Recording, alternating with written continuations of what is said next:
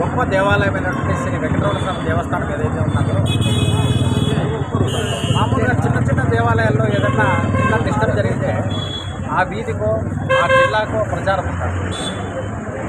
ప్రపంచం మొత్తానికి ప్రఖ్యాతిగాంచింది ఏదైతే ఉన్నదో ఈ దేవాలయాన్ని అపక్రాంతి చేస్తే ప్రపంచం మొత్తంలో కూడా హిందూ ధర్మానికి ఏదైతే విశిష్టత ఉన్నదో ఆ విశిష్టతను దెబ్బతీయడానికి స్థానికంగా ఉన్నటువంటి రాజకీయ నాయకులే కాదు, ప్రపంచం మొత్తం మీద ఉన్నటువంటి ఈ సెక్యులర్ కుక్కలు ఏవైతే ఉన్నాయో ఇవన్నీ ఒక ప్రణాళికాబద్ధంగా చేస్తున్నట్టు వ్యవస్థ ఇది.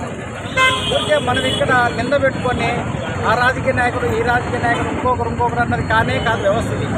ఈ గ్లోబలైజేషన్లో జరుగుతున్నటువంటి కుట్ర, ఈ కుట్రను భగ్నం చేయడానికి రాజకీయ వ్యక్తులు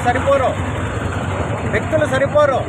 ప్రతి హిందువు మేలుకుంటే తప్ప ఈ వ్యవస్థను నాశనం చేయలేము. గుర్తుపెట్టుకోండి, ఒక రావణాసురుని ఒక నరకాసురుని వధ చేయడానికి కొన్ని సంవత్సరాల పాటు హిందూ ధర్మం వెయిట్ చేసిన తర్వాత జీవితంలో కోలుకోలేని దెబ్బ అయితే కొట్టింది. ఈ వ్యవస్థ కూడా ఈ సెక్యులర్ వ్యవస్థ ఏదైతే ఉందో ఇంత దరిద్రమైన వ్యవస్థ ఇది. ఈ వ్యవస్థను నాశనం చేయకుండా హిందువు బాగుపడే ప్రశ్నే లేదో గుర్తుపెట్టుకోండి. ఇప్పుడు చెప్తున్నాం, ఈ సెక్యులర్ వ్యవస్థ ఏదైతే ఉన్నదో ఈ వ్యవస్థ నాశనం అయితేనే హిందూ ధర్మం సనాతన ధర్మం ప్రపంచవ్యాప్తంగా ప్రకటించడానికి అవకాశం ఉన్నది. ప్రపంచం మొత్తం మీద సనాతన ధర్మాన్ని గౌరవిస్తున్నారు, ఒక్క భారతదేశంలో మాత్రం విస్మరిస్తున్నారు. ఏవి హిందువులకు వచ్చిండే దౌర్భాగ్య స్థితి. హిందువు మేలుకోకంటే ప్రపంచంలో మనకే అభ్యగతి పాలయ్యే అవకాశం ఉన్నది. గుర్తుపెట్టుకోండి.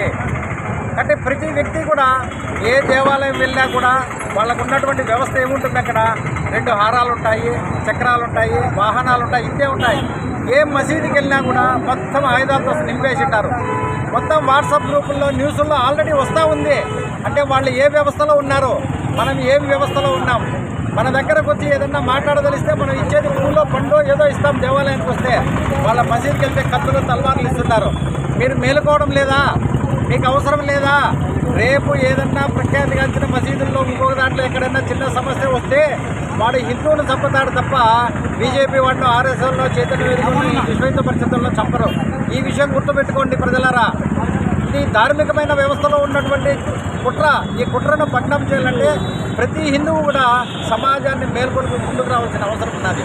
రాబోయే విజయదశమికి ప్రతి హిందువు కూడా ప్రతి దేవాలయంలో కూడా 10 తల్వార్లు పెట్టి పూజ చేసి రక్షణగా మీ దగ్గర పెట్టుకుంటే తప్ప ఈ దేశాన్ని ధర్మాన్ని కాపాడే వ్యవస్థ మన దగ్గర లేదు. గవర్నమెంట్ మనల్ని కాపాడదు.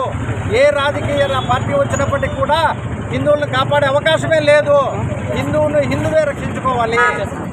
కాబట్టి మనకు అనేక ధర్మాల్లో అదే చెప్పిన విషయాలు ఉన్నాయి, మా వ్యవస్థల్లో కూడా ఉన్నాయి.